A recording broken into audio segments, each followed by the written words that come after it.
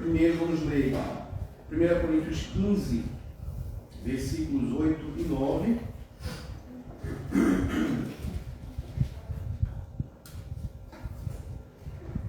Coríntios 15, versículos 8. Perdão, 1 Coríntios 16, 8 e 9. Todos encontraram? Assim diz a palavra do Senhor. Ficarei, porém, em Éfeso até ao Pentecostes. Versículo 9. Porque uma porta grande e oportuna para o trabalho se me abriu, e há muitos adversários. Agora vamos lá para o texto de Atos 19, os versos 8 ao 10. Que diz assim: durante 3 meses, Paulo frequentou a sinagoga, onde falava ousadamente, dissertando e persuadindo com respeito ao reino de Deus. Visto que alguns deles se mostravam empedernidos e descrentes, falando mal do caminho diante da multidão, Paulo, apartando-se deles, separou os discípulos, passando a discorrer diariamente na escola de Tirano. Durou isto por espaço de 2 anos, dando ensejo a que todos os habitantes da Ásia ouvissem a palavra do Senhor, tanto judeus como gregos. Vamos orar mais uma vez juntos.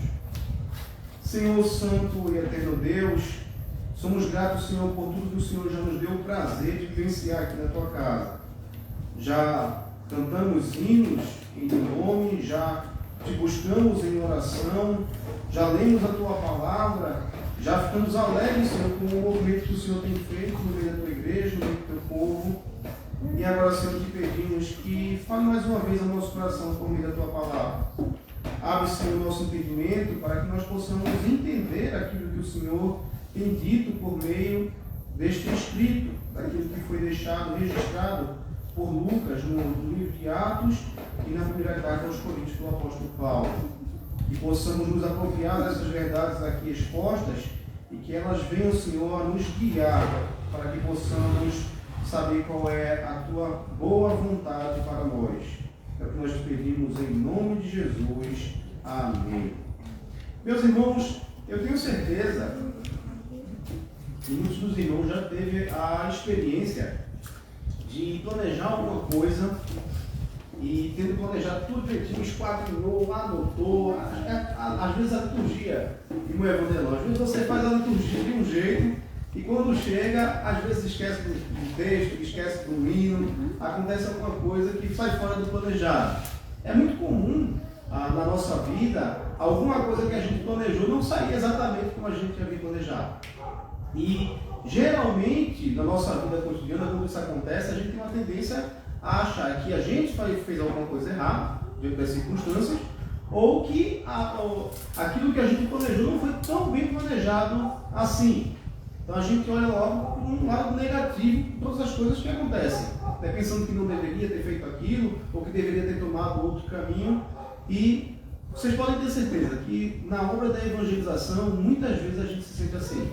Às vezes a gente planeja fazer alguma coisa, né, e intentando que aquilo dê certo, a gente faz todos os cálculos, a gente imagina como tudo vai acontecer, e quando a gente coloca um plano em ação, que a coisa não sai como a gente imaginou, geralmente a gente fica o quê? Triste. Né? E junto com a tristeza a gente vem com aquele arrependimento de ter feito, talvez não ter feito algo diferente do que a gente já fez, procurando um outro caminho, muitas vezes, para trabalhar, porque entendeu que aquilo que havia feito estava errado. O apóstolo Paulo, ele passou por muitos momentos assim. Se a gente observar a caminhada do apóstolo Paulo, ele passou por naufrágio, foi picado por cobra, foi espancado, e por aí vai. Foi acusado injustamente, ou seja, a vida do apóstolo Paulo, se ele tivesse que voltar atrás, porque os planos dele, e ele fazia planos, ele estabelecia os meios pelo qual ele ia expandir, ele ia proclamar a palavra do Evangelho. Um exemplo disso é a igreja que foi plantada, por exemplo, na Macedônia, a igreja que deu origem a carta de Filipos, né? Não foi de uma hora para outra, assim, de uma coisa espontânea, sem esclarecimento, que Paulo ele plantou aquela igreja ali. Aquela igreja ali estava às portas para a Europa. Então houve uma estratégia por trás da plantação daquela igreja. É feito quando a gente imagina aqui, por que Novo Horizonte? Por que não Charnega? Por que não Pirapama? Porque em Novo Horizonte a gente fica num lugar central, entre Charneca e entre Pirapama. Existe uma estratégia por trás disso, né? A gente pode alcançar mais pessoas estando num lugar estratégico. Até o local onde você planta a igreja, à beira da pista, é uma forma estratégica de você conseguir alcançar mais pessoas, porque a igreja vai se tornar mais visível. Mas ainda assim, nem sempre as coisas saem como planejado. O caso de Paulo, por exemplo, onde ele chegava, tinha um grupo dos judaizantes, que, com perdão da palavra, tentavam o juízo de Paulo o tempo todo, fazendo-lhe acusações, e o apóstolo Paulo muitas vezes tinha que se evadir de fato do local para que não fosse espancado ou coisas do tipo. Mas o interessante é que Paulo, aqui, esse texto que nós vemos aqui em Atos, ele está no contexto da terceira viagem missionária de Paulo. Paulo já havia passado por Éfeso, já havia evangelizado ali, na sinagoga inclusive, e ali no momento em que ele passou evangelizando nas sinagogas, muitos judeus haviam se convertido ao cristianismo. E Paulo então, agora ele está em Antioquia e decide retornar àquela região agora, mas com os planos, fazendo planos de ir a Roma. E aí ele passa novamente por Éfeso. E o texto que nós acabamos de ler diz que durante 3 meses Paulo frequentou o quê? A sinagoga. E a estratégia? As sinagogas elas surgiram num contexto de exílio, na época de Nabucodonosor. Os judeus agora eles não tinham mais o templo para adorar, então eles criaram sinagogas que funcionavam para o culto, né, para eles adorarem a Deus, cultuarem a Deus, e também para que eles pudessem ler as escrituras e ensinar também as crianças. Ali as crianças eram ensinadas a ler e conhecer a Torá, conhecer as escrituras. E Paulo, ele havia sido criado aos pés de Gamaliel, que era um dos grandes rabinos de sua época, que era neto de Hilel, um outro grande rabino também de sua época.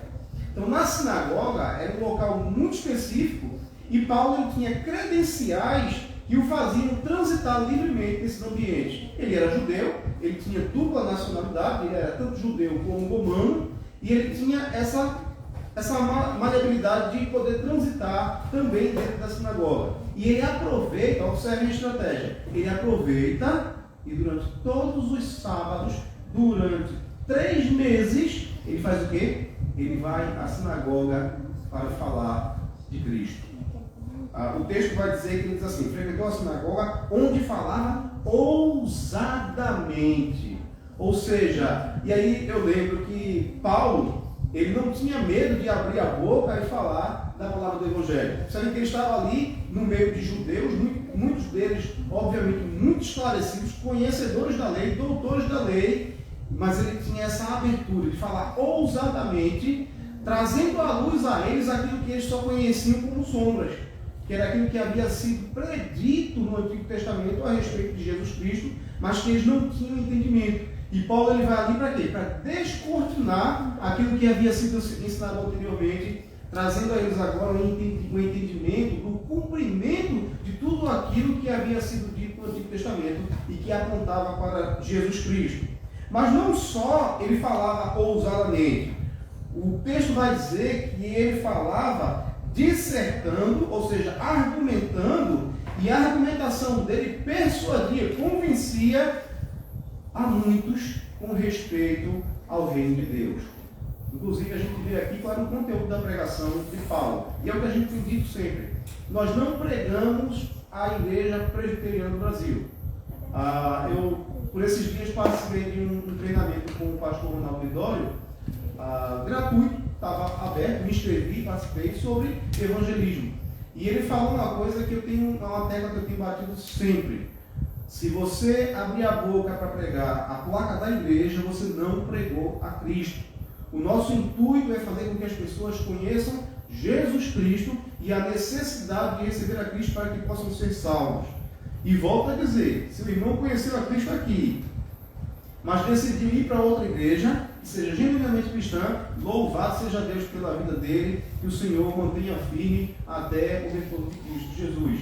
Nós não temos ciúme de igreja nenhuma. A gente quer que as pessoas sejam salvas em Cristo Jesus. Tá certo? Então a gente vê aqui também o conteúdo daquilo que Paulo pregava. Paulo pregava o quê? Paulo pregava a respeito do reino de Deus. Ele não pregava outra coisa. O que ele pregava era aquilo que o Antigo Testamento apontava e que agora estava palpável aos olhos deles, mas que eles não conseguiam ver, eles não conseguiam enxergar. E Paulo, como apóstolo, chamado, vocacionado pelo Senhor, não só para entender aquilo que havia sido dito antes, mas também para interpretar e trazer doutrina à igreja agora, ele vai à sinagoga e ele convence muitas pessoas dentro da sinagoga sobre aquilo que a palavra do Senhor falava a respeito de Jesus Cristo e da salvação. Só que, novamente, tem os percalços da missão. E agora, no verso 9, a gente observa que, visto que alguns deles se mostraram o quê? Empedernidos, teimosos, eles não endureceram o coração, eles não queriam de jeito nenhum receber a palavra que estava sendo pregada por Paulo. O texto diz assim, empedernidos e descrentes, falando mal do caminho diante da multidão. Então Paulo agora ele experimentou o quê? A adversidade. Assim como nós experimentamos a adversidade. Então, é aquilo que eu falei logo no início. Né? Será que se Paulo tivesse desistido aqui, né, de repente nós teríamos escrito hoje o que nós temos em mãos? Se Paulo não tivesse passado por todas as dificuldades que ele passou, e aí eu acho muito interessante, volta e meia o reverendo Daniel Cardeiro fala isso em sala de aula. Louvado seja Deus pela prisão de Paulo, fala sobre as cartas da prisão que ele deixou escrita, e louvado seja Deus pela prisão de John Bunyan. Foi através da prisão que Paulo escreveu as cartas da prisão, e foi através da prisão que John Bunyan escreveu o livro O Peregrino, um livro muito bom, né, que não, obviamente não está em pé de igualdade com a Escritura, não é isso que nós estamos falando, mas é um livro que acalenta o nosso coração falando da trajetória do cristão, né, segundo a expressão de John Bunyan, um clássico da literatura cristã. E aqui Paulo ele enfrenta agora a adversidade novamente. Agora os judeus que ali estavam, alguns deles, estavam agora se mostrando com o coração endurecido, descrentes, só que eles não eram daqueles que simplesmente faziam assim, ó, eu não acredito no que você está falando, mas você pode continuar falando aí. O que eles fizeram? O texto vai dizer que eles falavam mal do caminho diante da multidão. Então eles saíram diante da multidão falando mal do caminho. Isso não é novidade, porque o próprio apóstolo Paulo foi acusado diante de Festo de causar arruaça e de perverter a lei, ao passo que era mentira aquilo que havia sido dito sobre ele, e ele se defende dizendo apenas que cria e defendia e interpretava as Escrituras como ela deveria ser interpretada. E aqui também a gente observa que, posteriormente, né, a igreja ela não escapa, de fato, a igreja como um todo, ela não escapa dessa mal intenção das pessoas de falarem mal da igreja, inventando coisas sobre a igreja. Por exemplo, os cristãos, em muito tempo, foram chamados de canibais. E por quê? Porque na ceia nós nos alimentamos, obviamente, que não como a Igreja Católica Romana entende, mas nós entendemos que Cristo ele se faz presente espiritualmente na ceia, e nós dizemos que o pão é um emblema que aponta para o corpo de Cristo, e o vinho é um emblema que aponta para o sangue de Cristo. Logo, nós comemos e bebemos o corpo e o sangue de Cristo. Então eles diziam que os cristãos são o quê? Canibais. Outros diziam que os cristãos eram incestuosos, cometiam incesto, porque nós nos chamamos de quê? Irmãos. Então havia irmão casado com o outro, e por aí vai. Uma série de injúrias que eram levantadas contra os cristãos.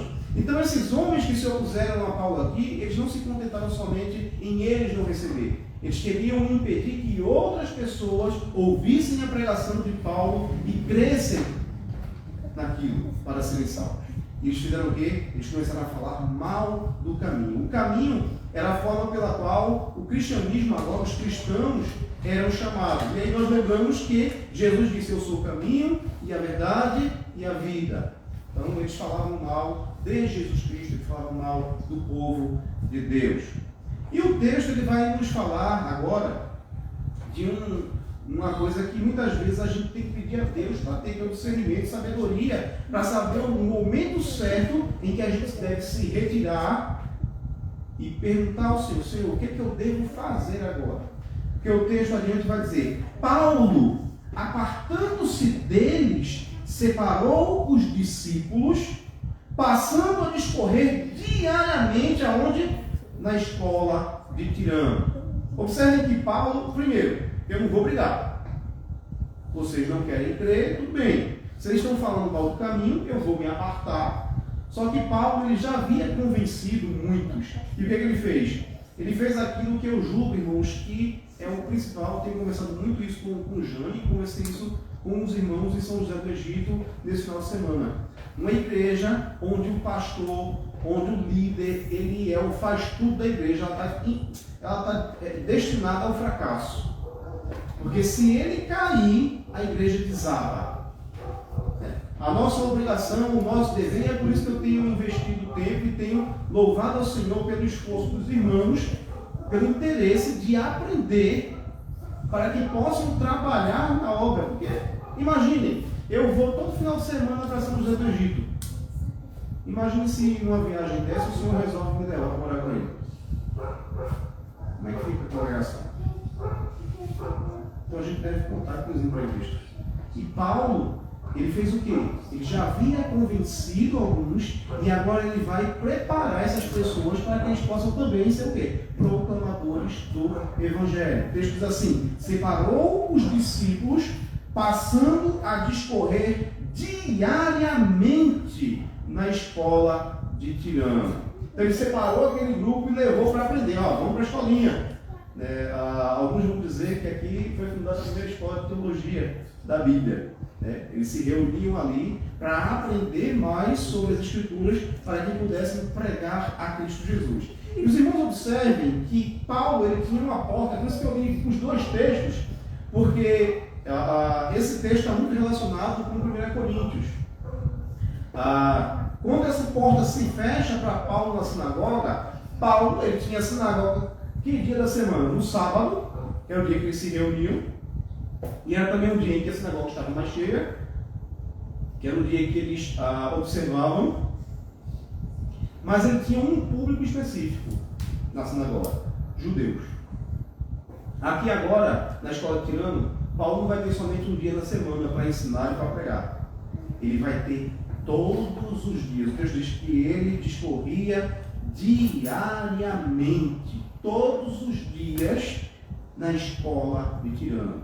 Aqui, provavelmente, nós temos um prédio que era utilizado de fato como escola, como um ambiente para ensino. E Tirano, muito possivelmente, era um filósofo, um professor de retórica. Há de lembrar que os gregos eles eram amantes da filosofia e da retórica, eles gostavam. Havia na Grécia Antiga, por exemplo, um local específico onde eles poderiam discursar e demonstrar ali toda a sua eloquência por meio da retórica, discorrendo sobre assuntos e um se contrapondo ao outro diante da própria sociedade. E Paulo agora era uma escola que funcionava muito provavelmente das 6 da manhã até as 10, que era o horário em que o sol era mais frio. E Paulo ele conseguiu ali, muito provavelmente, um espaço, uma janela de 10 da manhã até as 16 horas para falar sobre o reino de Deus. Então ele tinha um dia na semana, que era o sábado, tinha um público específico, que era judeus, só que agora Paulo ele tem todos os dias para pregar. Por isso que a gente leu o primeiro texto. Deus abriu agora, irmãos, não foi uma portinha não, foi um portão para que o reino de Deus fosse proclamado. Então a gente deve pensar direitinho. Às vezes algumas portas se fecham, mas outras se abrem. O Senhor, ele governa a história, ele governa inclusive a nossa pregação.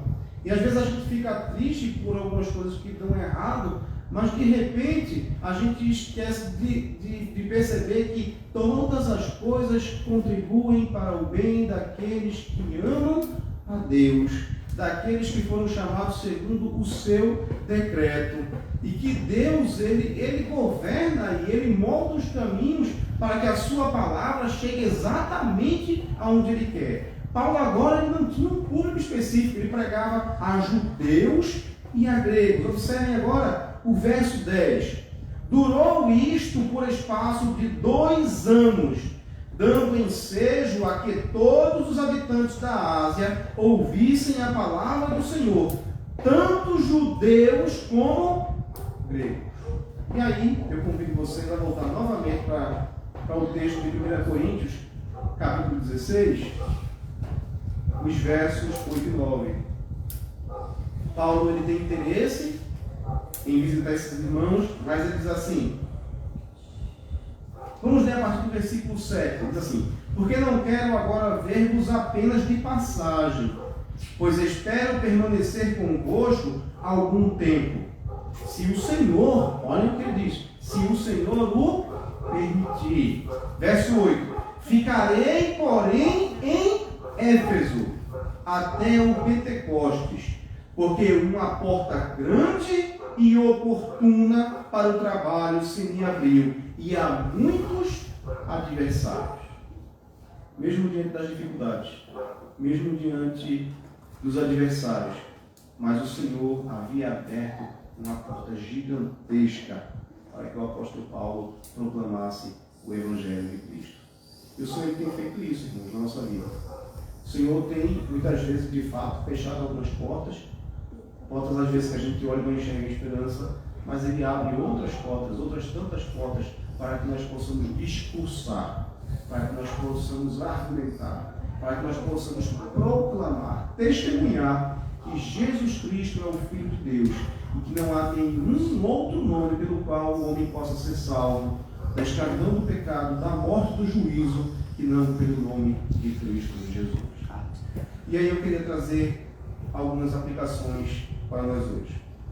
Em primeiro lugar, irmãos, por mais intencionados e mais bem intencionados, e por mais que a gente faça planos, às vezes as coisas de fato não saem como a gente planeja. Às vezes as coisas demoram, inclusive, a acontecer. E a gente tem uma tendência, por exemplo, como seres humanos, desanimar. Mas o Senhor ele demonstra aqui que as coisas ocorrem quando? No tempo do Senhor, ao tempo do Senhor.